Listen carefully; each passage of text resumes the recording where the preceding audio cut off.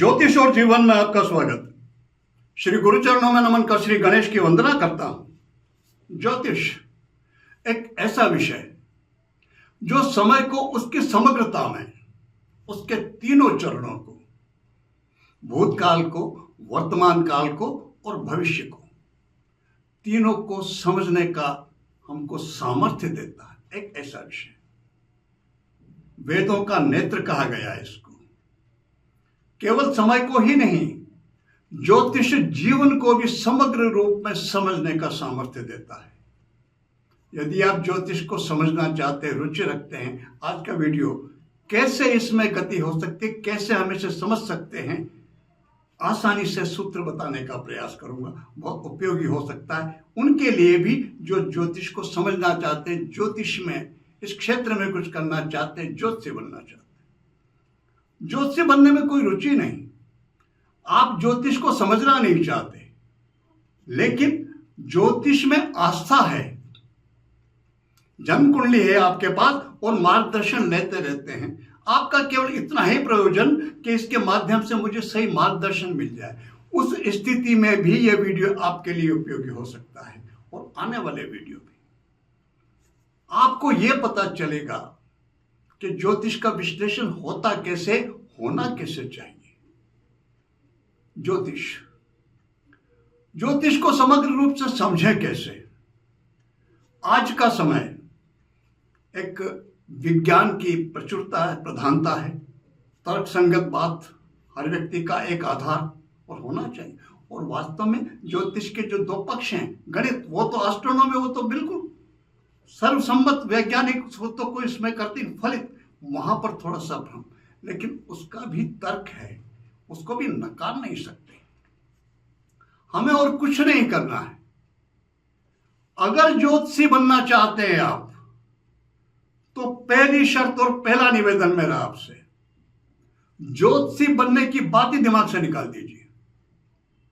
यह सोचिए ही मत कि मुझे ज्योतिषी बनना है। अगर सचमुच एक सफल ज्योतिषी बनना चाहते हैं तो ज्योतिषी बनने का विचार दिमाग से निकाल दीजिए। फिर ज्योतिषी बनेंगे कैसे? एक काम कीजिए, केवल प्रयास कीजिए ज्योतिष को समझने का। ज्योतिष है क्या? बस एक सार्थक प्रयास कीजिए, ईमानदारी से प्रयास कीजिए ज्योतिष को समझने का। जिस दिन आपको ज्योतिष समझ में आ जाएगा, उस दिन स्वतः ज्योतिषी बन जाएंगे आप। यदि ज्योतिषी बनने का प्रयास करते रहेंगे तो मस्तिष्क में वही घूमेगा, लक्ष्य ज्योतिषी बनना है, तो ज्योतिष को समझने वाली बात तो गौण रह जाएगी दूसरे नंबर पर।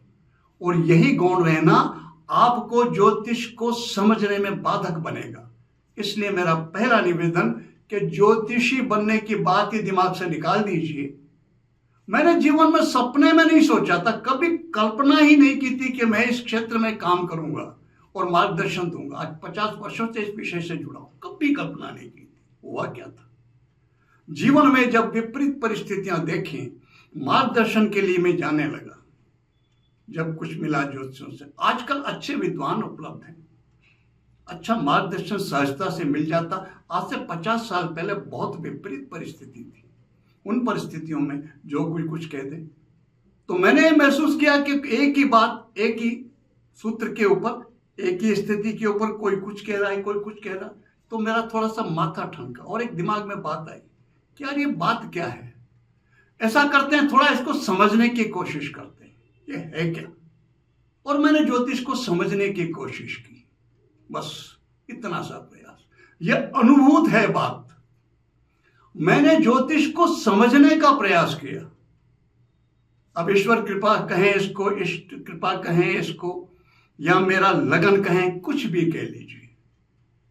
कुछ जैसे इष्ट कृपा हुई, गुरु कृपा हुई, ज्योतिष मेरे जैसे जैसे समझ में आया, तो एक ज्योतिषी के रूप में बात पहचान तो अपने आप बनी। ज्योतिषी बनने की तो मैंने सोची ही नहीं थी।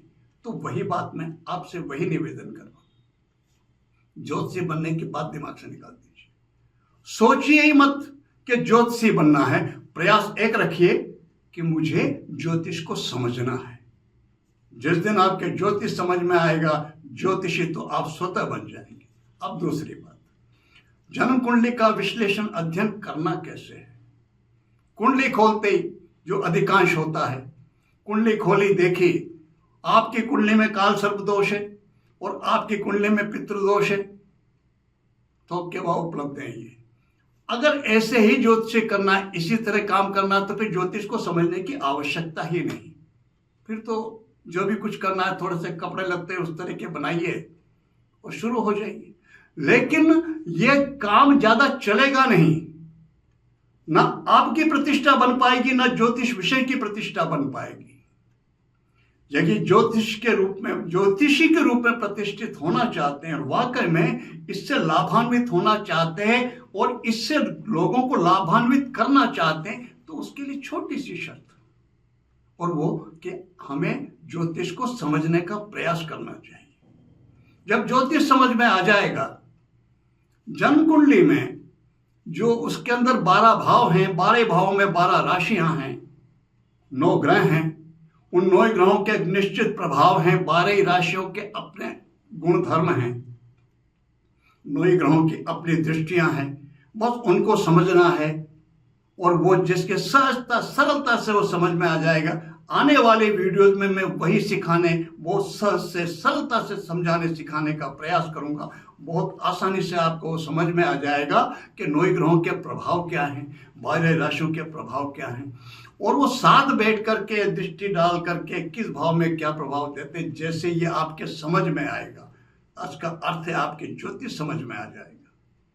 ज्योतिष समझ में आ जाएगा, आप उसका थोड़ी सी प्रैक्टिस कीजिए, व्यवहारिक जिसको कहते हैं प्रैक्टिकल।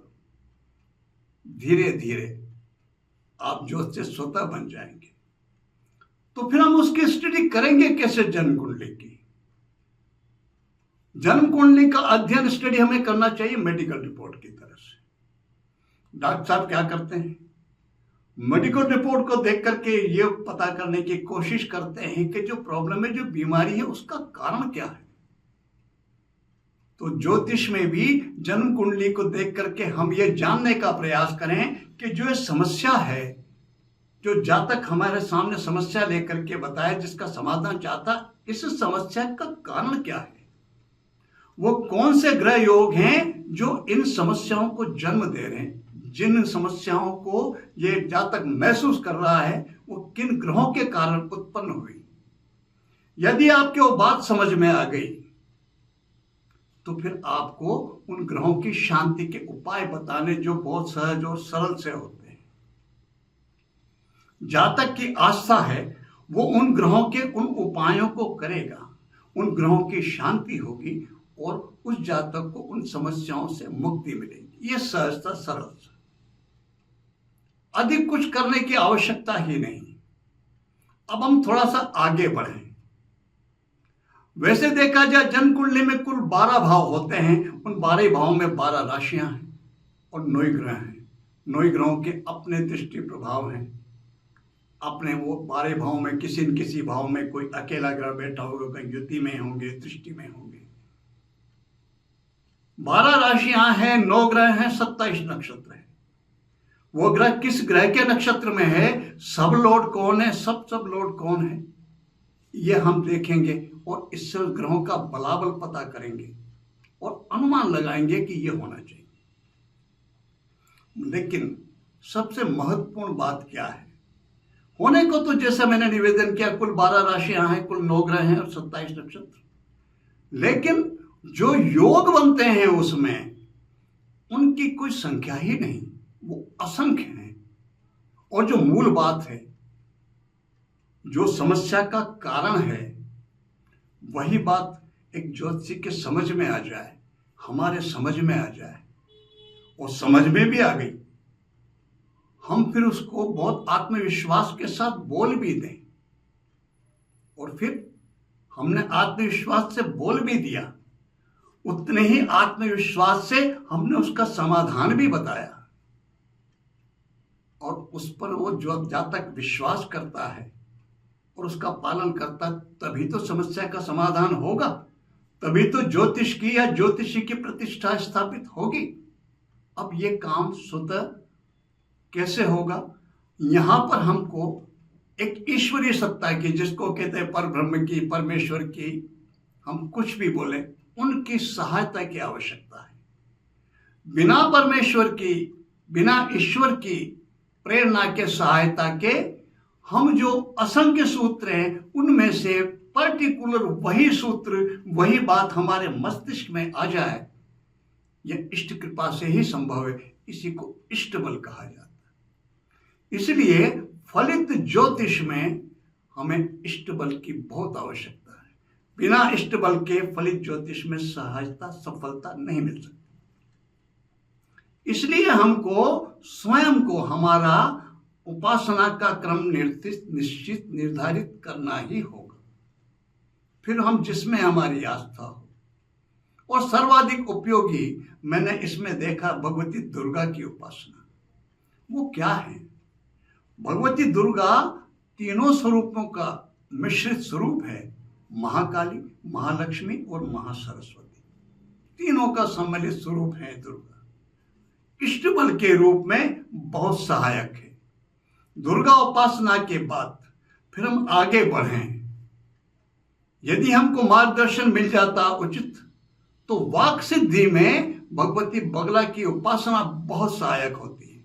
मातंगी की उपासना भी सहायक होती है। मातंगी की उपासना थोड़ी क्लिष्ट है।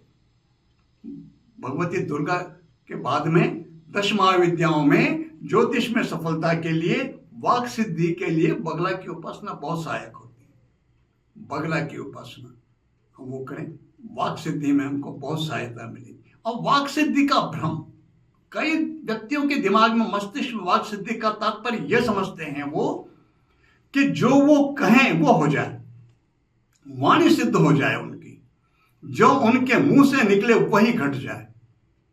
ये तो बहुत विलक्षण बात हो गई। ईश्वर में उसमें अंतर ही क्या रहा? जो कहेगा वही हो जाएगा, जो कहे वो घट जाए। यहां थोड़ा सा भ्रम है। ज्योतिषी को प्रयास करना चाहिए, कभी नहीं सोचना चाहिए कि जो मैं कहूं वही घट जाए। वाक सिद्धि का यह अर्थ कभी नहीं लगाना चाहिए। वाक सिद्धि का अर्थ ये कि जो जन्म कुंडली देख करके जो वो विश्लेषण कर रहे, चाहे वो भूतकाल की चर्चा की बात हो, चाहे वर्तमान की, चाहे भविष्य की, ज्योतिषी को चाहिए वो कल्पना, आकांक्षा ये रखे वाक सिद्धि के मामले में कि मेरे मुंह से वही निकले जो होने वाला हो, जो सत्य हो, जो सत्य हो, जो सिद्ध है। यही वाक सिद्धि। ज्योतिषी के लिए पर्याप्त वाक सिद्धि यही कि मुंह से वही निकले जो है, चाहे वो गुजर चुका हो, चाहे वर्तमान की बात हो, चाहे भविष्य की बात पे, हमारे मुंह से वही निकलना चाहिए जो है, जो घटने वाला है, जो घट चुका है या जो घट रहा है। जब वही सत्य निकलेगा, यही वाक सिद्धि। और इसमें यह सफलता हमको मिल सकती केवल इष्ट बल के ऊपर। इसलिए हमको जिसमें भी हमारी आस्था हो उसकी उपासना अवश्य करना चाहिए। इष्ट बल की कृपा के बिना फलित ज्योतिष में सफलता, मेरा अपना विचार तो यह है, असंभव है, मुश्किल है। इसलिए और केवल वो हम किसी की भी उपासना करेंगे, ऐसा नहीं है कि वो केवल हमें सफल ज्योतिषी बनने में ही सहायता करेगी, ऐसा नहीं। जीवन में वो हमें बहुत सहायता करेंगे। इष्ट बल बहुत काम करता है, एक सुरक्षा कवच का काम करता है, और भी हमारी आकांक्षाओं की पूर्ति में सहायक होंगी, जिसकी भी हम उपासना करेंगे। दूसरा फिर एक और जो हमें रूटीन में लेना चाहिए, और वो ये, हमको मूल सफलता हम आकलन करेंगे किससे? 9 राशियां हैं, लेकिन उनके स्वामी ग्रह और ग्रहों के आधार पर ही, और वो हैं 9 ग्रह। इसलिए प्रत्येक ज्योतिषी को चाहिए कि रूटीन में 9 ग्रह स्तोत्र का पाठ करें, 9 ही ग्रहों की उपासना, ये बहुत आवश्यक है। 9 ग्रह स्तोत्र का रूटीन में पाठ अवश्य करना चाहिए ज्योतिषी को। और एक पंचांग, 5 अंग। पंचांग का अर्थ क्या? 5 अंग। तिथि, वार, नक्षत्र, योग और कर्म, ये 5 अंग हैं समय के, जिससे इन 5 चीजों की जानकारी मिलती हो, वही पंचांग। पंचांग अवश्य होना चाहिए ज्योतिषी के पास। और 2 पंचांग खरीदने चाहिए। एक पंचांग पूजन में रहना चाहिए स्थायी रूप से, उसका प्रतिदिन पूजन होना चाहिए। पंचांग का पूजन का अर्थ है 5 अंगों का पूजन हो रहा है, वही तो हमें सहायता करेंगे समय का सही आकलन करने में आवश्यक है। इसलिए ये मैंने छोटे से निवेदन किए। यह प्रारंभिक अवस्था है ज्योतिष को समझने के प्रयास में, ज्योतिषी बनने की दिशा में। जटिल कुछ भी नहीं, कठिन कुछ भी नहीं। कठिन और जटिल तब तक है जब तक हम उसको कठिन और जटिल मानते हैं। जिस क्षण हम सोचते हैं कि हमें इसे समझना है, उसी क्षण वह विषय बहुत सहज और सरल हो जाता है। बहुत सहज और सरल है विषय। करना कुछ नहीं, केवल 12 ही राशियां हैं, उन 12 ही राशियों के गुण धर्म को समझने का प्रयास करना है। 9 ग्रह हैं, उन 9 ग्रहों के जो विशिष्ट प्रभाव हैं उन्हें समझने का प्रयास करना है, और फिर उनको, उनका मिश्रण आपस में बैठ कर के वो क्या फल देंगे, क्या प्रभाव देंगे, ये थोड़ा सा समझने का प्रयास करना है। जिस क्षण हमको ये बात हल्के सहज से सरल से सूत्र हैं, ये बातें समझ में आएंगी, इसका अर्थ होगा ज्योतिष हमारे समझ में आ गया। और जब ज्योतिष हमारे समझ में आ गया तो ज्योतिष तो स्वतः हो ही जाएंगे। भगवान परमेश्वर ईश्वर जिसके भी आप उपासना करते हो, और 9 ग्रह, ये आप सबकी सहायता करें, आपको इस क्षेत्र में सफलता प्रदान करें। इसी प्रार्थना के साथ मैं आप सबको नमन करता हूं। नमस्कार।